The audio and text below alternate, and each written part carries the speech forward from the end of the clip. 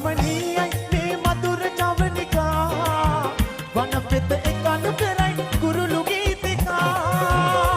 රමණීයයි මේ මధుර ජවනිකා වන පෙත එකලු කරයි කුරුළු ගීතිකා දලදොල බලා බසීනි වන මල්ලේ ගුණලාලා ආවින බලා අතර